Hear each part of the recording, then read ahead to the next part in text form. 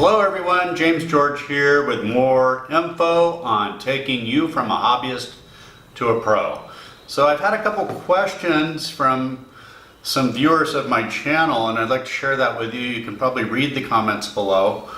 But one of my viewers wanted to know the inner workings of stage and manipulation magic, like parasols and different manipulation routines. I think the biggest challenge for someone who's going to tackle this today is to be innovative and not to be something that people have already seen, you know. I think Shin Lim did a good job of busting out of what everyone expects, you know. Otherwise you're going to be just another act in a sea of manipulation acts that everyone seems to just do. Billiard balls, parasols, and cards, you know. I think you're going to have to break out of this box and come up with something really innovative and brand new if you're going to, if you think this is going to be a path that's going to lead to your success and everybody just yawning because they've seen it a million times before, you know. So you know, Lance Burton did it a long time ago and he was a groundbreaking act for that time, you know. That's what you're going to have to ask yourself. How can I be groundbreaking? How can I bust out of just doing the same thing that everybody's already doing, you know, that everybody's already seen? You know, if it's on America's Got Talent, if it's been exposed at that level already, yeah, you're going to really have to sit there and question, why are you doing it? Because, you know, that's the other thing. In order to be the very best at manipulation, you're going to have to be investing 10 hours a day to compete with the guys who are out there who are doing that. And what's your level of commitment to this? Are you going to be consistent at that kind of practice? Are you going to really want to dedicate your life to something where people are you're just going to be a duplicate of what has already been done, you know? So I don't think it's worth the investment. You know, you have to look at this like a business too. You know, I understand a lot of you are artists, but what is it going to be that's going to take you to the next level if you want to really be successful at your career, you know? Because you're going to have to commit to a lot of practice. You know, one of the things I do pride myself on is that I do a decent card vanish, because I've been working on this for probably 40 years and I can even do it close up. But basically, you know, depending on your hand size, you may want to work with bridge cards, but I'll go ahead and teach you guys at least my thoughts on just a basic card vanish. And, you know, I think this is something you can even do close up if you master it fully and make it part of your close-up act if you want. I think that's kind of innovative because people aren't used to seeing this close up. And I think it's visually stunning if you're able to make a card just disappear right in front of their face. I usually take it down low so they can't get the angles on it if I'm doing it close up. And I tell them, you know, the cards are made out of a special material, you know, just like a fan blade. If you get it moving fast enough, you can just make it disappear and then bring it back, maybe pull it out of their leg or whatnot. Or from their clothes or shirt or anywhere you want to make it reappear from. But my thoughts on this, you know, if you're going to vanish a card, I'll go ahead and teach you guys how to do this. Is you don't, you know, you've got to practice this in such a way that the edges aren't showing through your fingers and you're able to do it. There's also a lot of thought, you know, I guess for stage, the thought is you want to be grabbing about in the middle so you can do the bit where you can show both sides of your hands and then make it reappear. But yeah, I think that's kind of an innovative use of stage manipulation that I personally use. I use it in my close-up show and I think that's been an innovation. So yeah, you're gonna want to brainstorm something, you know, beyond billiard balls, beyond parasols, beyond what's already been done. I think, why would you want to waste your life dedicating 10 hours a day to something that people have already seen around the world? I just don't think that's a good idea. but that's my own thoughts on it. Maybe that's just what you're meant to do and with your life, but I don't, you know, I think it's kind of like buying a stock after it already went up and peaked, you know. So yeah, I think we really need some thinking about that.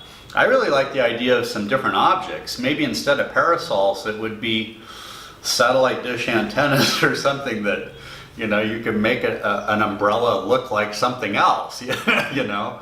So that's what popped into my head on that. Maybe that's a funny idea. You could do a routine as like a spaceman or something. I'm not sure, you know. It's not really my area of expertise. I think you're going to want to look to Jeff McBride or something like that. We can order those DVDs for you if you guys would like, and maybe some of the other manipulators you might want to check on murphysmagic.com.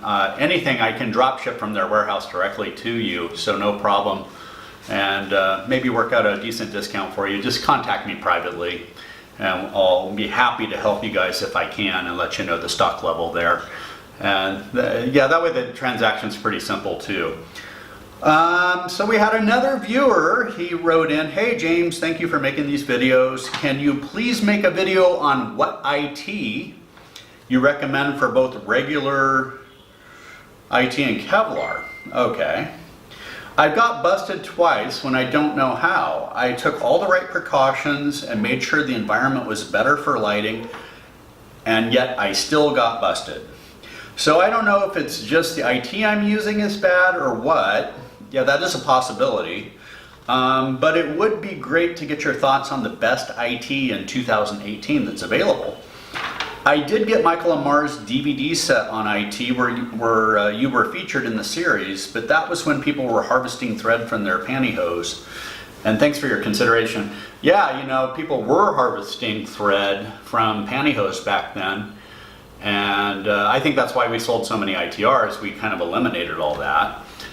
My Spectra thread is the most invisible thread on the market. And we do make a Boss reel with Spectra thread in it. And Spectra thread, the thread that comes standard on our ITR Boss reel,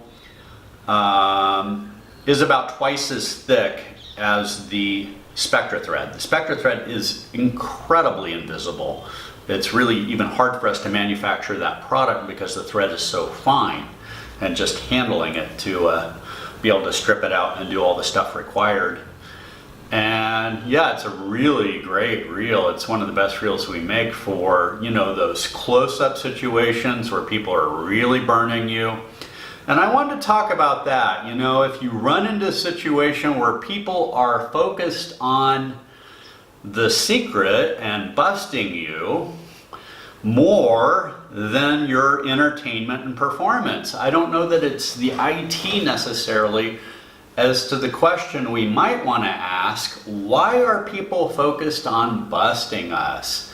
You know, and I think that has to do with developing rapport with your audience and also training them in advance that if they do see something that gives away the magic and they want to glorify their ego by being smarter than the magician, which there's going to be plenty of people out there who are happy to do that to you, we have to think about how we can maybe in a subtle way train them not to have their mind focused on this being a riddle they need to solve and they can show off, or it's a puzzle or some kind of game to catch the magician. I think that if that's where our audience goes, we failed in the beginning. We failed to lay the foundation of being funny or being entertaining and, you know, kind of, you know, communicating to our audience through our body language, our confidence,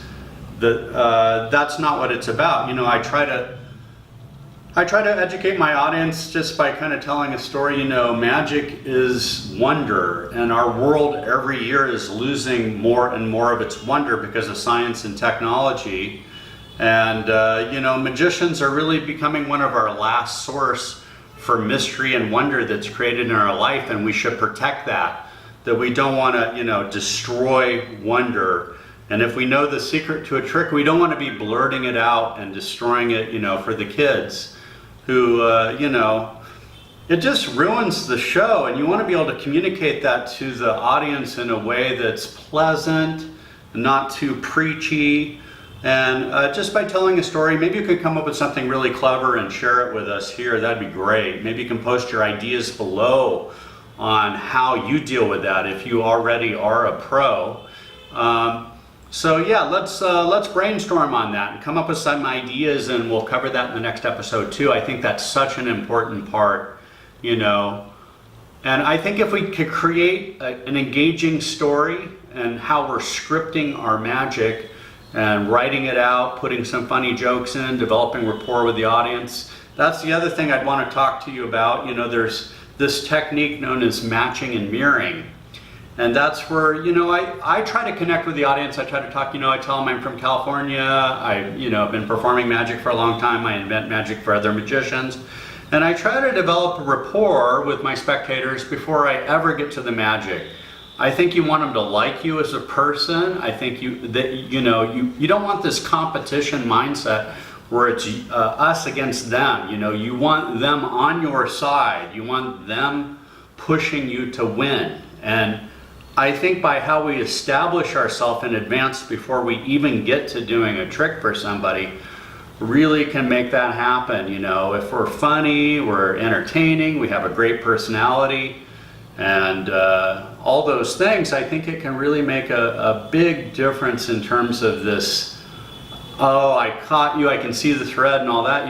They're most likely just going to keep their mouth shut and let you win if they're on your side. So that's the question, is how do we get them on your side? Of course, you want to minimize that. You want to practice to where they have a hard time catching you. You don't want to be doing a trick when you shouldn't be. You don't want to be doing invisible thread out in the bright sunshine.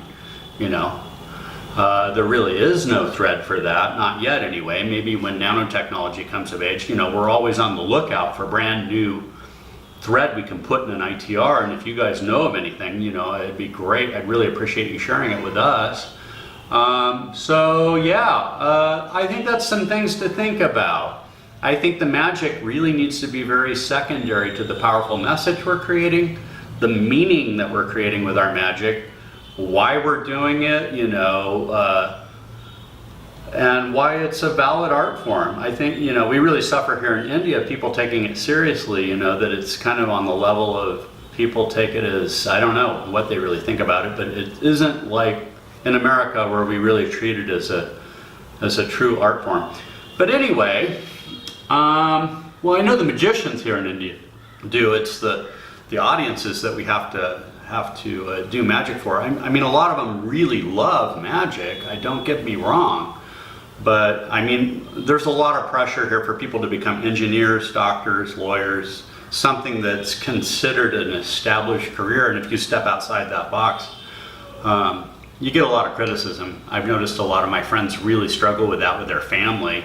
It's almost like you have to be in the closet as a magician here. It's kind of funny, in America, it's not that way. You can pursue magic as a real serious career. We have David Copperfield, who's going to be a billionaire, and I think that really sets the precedent of what's possible for someone becoming a professional magician. I don't think we have to think about it. I think we're going to be the ones still with a job when all the robots automate all the engineering and those IT technical careers, the advanced AI technology coming out now where it's able to do programming and can do all the work that professionals do. I think, we're going to be the ones who are still out there working and still getting paid. You can't really replace us with a robot so easily. So, some things to think about. But anyway, think about that. Think about the other thing, you don't want any bright light coming from behind you. Our Spectra thread is a good solution. Consider picking up one of those reels. You can go to itrmagictricks.com. And also, please send me an email if you do place an order, and shoot that to sorcerymfg@gmail.com. And I'll post that in the comments below too, so you can, for some reason we're not receiving a message when we get an order on our website. And if you shoot it to my email, I can let you know what's going on, because I'm often traveling around the world doing shows in different cities. So I can't always, but if you do order through us, I can usually have it drop shipped from our warehouse no matter where I am.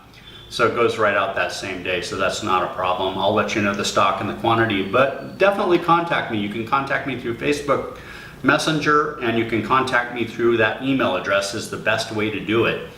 And also on our other Facebook pages, I'm not checking the messages there, so be sure to use my primary Facebook, which is facebook.com/ITRMagicTricks.com, C-O-M, no dot. So yeah, let's get on with it. So I know you want to get to your practice. I don't want to take up any more of your time here. And we'll be covering a lot of this stuff in more detail in future episodes. So I look forward to your comments again, and I'll let you go. Thank you. James George, Sorcery Manufacturing.